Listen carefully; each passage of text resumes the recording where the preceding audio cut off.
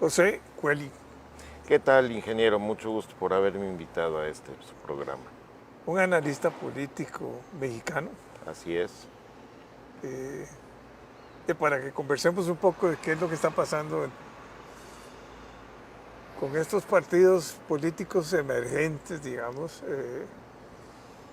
con, eh, con un nuevo estilo, digámosle así, De hacer de política, hacer así es. política. Eh, bueno, en el caso de López Obrador, ya tenía mucha experiencia porque fue alcalde, o gobernador. Fue el jefe de gobierno de la Ciudad de México cuando retoma, cuando ya es por elección directa. El primero que tiene este puesto es el ingeniero Cuauhtémoc Cárdenas. Y desde entonces, que muy curiosamente, la izquierda mexicana no ha perdido la plaza, digamos, de la Ciudad de México, del gobierno de la Ciudad de México. Y el último que fue, fue la actual precandidata a sustituir al presidente López Obrador, que es la doctora Claudia Sheinbaum, también de la línea de izquierda, de Morena como partido. Entonces, en realidad, para entender en México la situación que estamos viviendo, hay que entender primero el eslogan de López Obrador. Dice, la cuarta transformación del gobierno.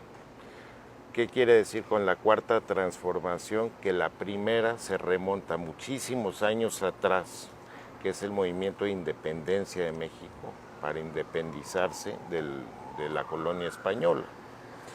Viene el segundo movimiento, que es la Revolución Mexicana. No, perdón, es las leyes de reforma que hace el presidente Juárez para separar el poder de la Iglesia sobre el poder del Estado. Y la tercera transformación viene siendo la Revolución Mexicana, juntando con lo que hice más adelante Plutarco Elías Calles, en donde llegan a un pacto entre todos los caudillos para ya no estarse matando entre ellos para obtener el poder y fundar un partido. Se funda primero como el Partido de la Revolución Mexicana, luego el Partido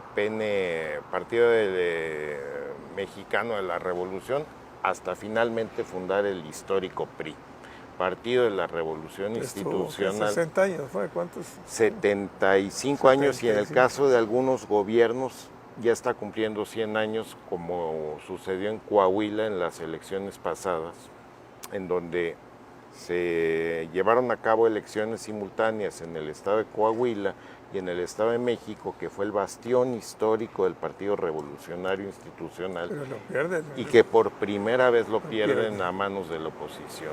Entonces hay que entender el gran movimiento que le llamó Vargas Llosa la dictadura perfecta en México, en donde había paso de presidentes, pero el partido permanecía siendo siempre el mismo hasta el año 2000, cuando se habla de la transición democrática con el presidente Vicente Fox, del partido, digamos, de centro derecha, Partido Acción Nacional. Toma el poder Vicente Fox en 2000, en 2006, con unas elecciones muy desasiadas, que es causa del motivo de la emergencia de un movimiento como el de López Obrador, en donde nunca reconoció el triunfo del presidente Calderón, porque sus motivos tenía, pero también nunca se pudo demostrar fehacientemente que hubo ese fraude. Si hubo un fraude, fue un fraude demasiado complejo. Unos hablan del algoritmo en el momento del conteo de los votos, otros de la parte más rústica de cómo se hacían los fraudes en México, de relleno de urnas, o de que venían ya las urnas con los votos preparados, otros de que los partidos de los gobiernos de los partidos de la Revolución Institucional, que en ese momento ya estaban en la oposición, al ver que el candidato no iba a llegar, vaciaron su poder y sus votos en favor del presidente Calderón, ¿no? El chiste es que nunca se pudo comprobar bien eso, pero sí sirvió de caldo de cultivo para el presidente que tenemos actualmente, que es el presidente López Obrador, ¿no? Tuvo un gran peregrinaje desde 2006 en adelante, no paró de hacer giras municipio por municipio en toda la República Mexicana, en los 32 estados. Esto es hablar de 12 años continuamente en campaña. Entonces, por eso también se cree, y lo dice la prensa, que es un presidente en continua campaña, que no se ha estabilizado y sentado en el sillón presidencial y que él sigue haciendo campaña permanentemente. Todos los días está haciendo... Todos los días, porque tiene este instrumento de comunicación tan novedoso, que son coloquialmente llamadas las mañaneras. De lunes a viernes está 2 horas y media hablando con la prensa en un ejercicio, como él le llama, un ejercicio de ida y vuelta, en donde la prensa pregunta y él responde, pero a su vez al día siguiente se defiende de lo que le escribieron en la prensa, ataca y contraataca con este ejercicio, ¿no? En realidad es una cuestión novedosa que solamente él ha ejercido él, porque venimos en los gobiernos siempre había un portavoz, un vocero, que era el que salía a dar una rueda de prensa muy corta, muy sintética. Se daban los comunicados de prensa institucionales y eso era lo que la prensa retomaba para publicar en todos lados, ¿no? Ahora, el que da la nota de prensa, digámoslo así coloquialmente, es directamente el presidente. Entonces el presidente es quien contesta, se defiende y está en todos los enjuagues, digamos, de sus políticas públicas. Y entonces los secretarios de Estado, que aquí se llamarían ministros, tienen una función en cuestión mediática muy de bajo perfil. O sea, él es el que sale permanentemente en la televisión. Él es el actor principal. Totalmente. Hasta los fines de semana, porque los fines de semana los utiliza para ir a inaugurar obras y permanente estar en movimiento, ¿no? Entonces, son 2 horas y media diarias en promedio. ¿Y tiene audiencia? Sí, tiene mucha audiencia. Y hay algo muy curioso porque hicieron un comparativo con ahora, como llaman los jóvenes, los influencers, los que tienen sus canales en redes mediáticas como YouTube, como TikTok, todos estos, ¿no? Y López Obrador aparece frente a los más famosos en segundo o tercer lugar. Esto quiere decir que está teniendo mucho empuje, en donde tradicionalmente quien daba la cuestión política eran los noticieros de las cadenas principales de México, de Televisa y Televisión Azteca. Estos han bajado su rating, porque ya en realidad su relación con la prensa, con los medios de comunicación, ha sido muy tensa. Venimos también, hay que manejar el contexto de que la violencia en México es un tema permanente y en particular con los periodistas que los asesinan un día sí y otro también. También hay que aclarar que los periodistas son asesinados por los grupos del crimen organizado que están en México. Cuestión que antes era, aparte del crimen organizado, eran periodistas permanentemente amenazados por políticos corruptos o por gente vinculada a los políticos. Entonces era la ley de plata o plomo, ¿no? O sea, o escribes lo que yo te mando con un soborno de por medio, o te destierro, o te entierro, o te desaparezco del mapa, ¿no? Entonces, actualmente la relación es muy tensa con los medios de comunicación, pero con todas las libertades, tanto de prensa como de libertad de palabra, ¿no? Lo que sucede es que antes los presidentes no contestaban, o sea, y no directamente el presidente era contestatario, ¿no? Entonces, ahora lo que dicen es que pesa mucho la respuesta del presidente de México ante un periodista, pero a quien le contesta no es a los periodistas independientes, sino a los grandes medios de comunicación que mandan a sus reporteros a poner la nota del periódico y él a través de los reporteros da el mensaje para arriba. Entonces, nos estamos tardando en acostumbrar a un nuevo método de comunicación entre el poder y la ciudadanía, que eso no existía en México. Esto ha traído muchas consecuencias, ¿no?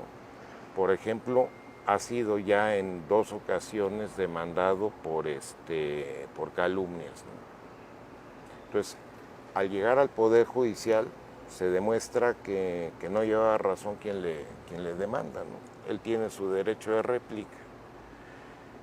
Con el Poder Judicial es otro tema a conversar porque su relación también es tensa, pero haciendo siempre el subrayado de que lo que el Poder Judicial le ha ordenado lo ha cumplido irrestrictamente. Eso sí, a regañadientes y siempre quejándose y demás, pero ha sido muy respetuoso de las resoluciones de la Suprema Corte de Justicia.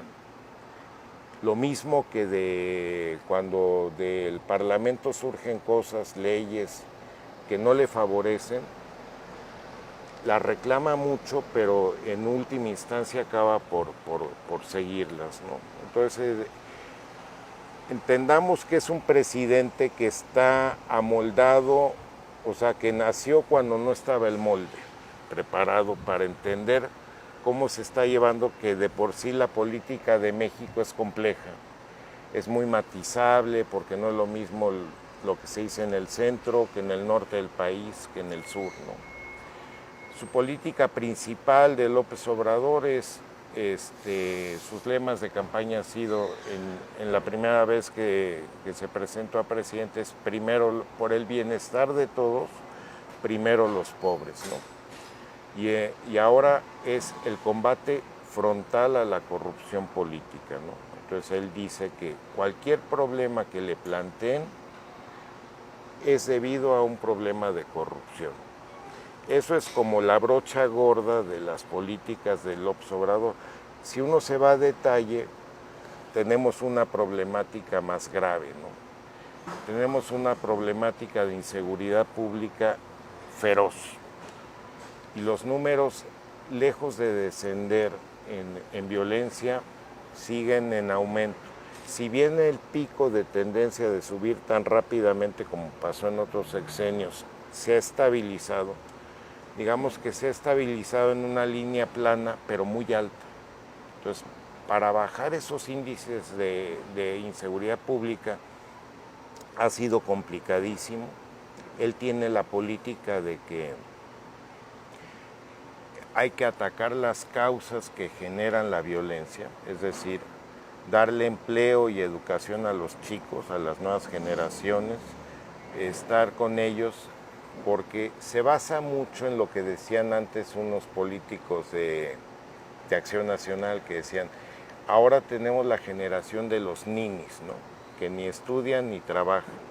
Entonces, él dice que eso fue muy peyorativo y muy doloroso para México, porque en lugar de atacar las causas y motivar a los jóvenes a entrar al estudio o entrar a la fuente laboral, los descuidaron y los dejaron totalmente a su suerte.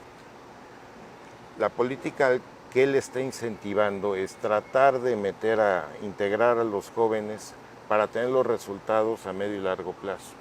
Pero la sociedad quiere resultados al día siguiente, que bajen los índices, la mano dura, que bajen los índices de inseguridad.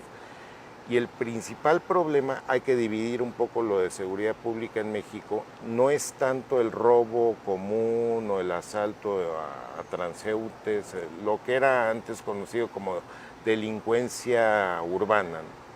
Nosotros tenemos el problema de que somos frontera, 3.000 kilómetros de frontera con Estados Unidos, una relación muy compleja que yo veo con más positivos que negativos. en donde el narcotráfico ha sido incentivado por unas políticas públicas prohibitivas de ambos lados, de Estados Unidos y de México, en donde si se hubiera procurado atacar en un principio el problema del narcotráfico como un problema de orden de salud pública, más que de orden policíaco o casi militar, provocó que esto se fuera increciendo a tal nivel de que ya en el sexenio del presidente Calderón se tuvo que militarizar todo el país. Entonces las funciones que eran antes de la policía pasaron a ser de los soldados. El soldado en México está educado para otras funciones, no está educado para funciones de orden público y de respeto a los derechos humanos. Hemos tenido casos ya muy graves que han llegado aquí a Costa Rica por desapariciones a manos del ejército con ciudadanos mexicanos.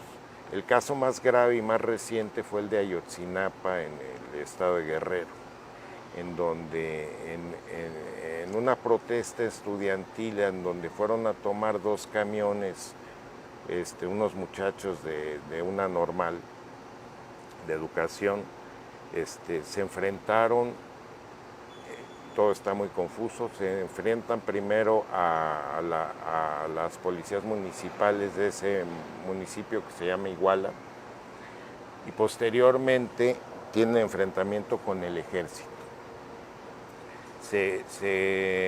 Digamos que se hace una nube negra de información y lo primero que empieza a llegar es que los desaparecieron, empezó a haber problemas de que los quemaron, fue algo trágico, horrible, muy sangriento.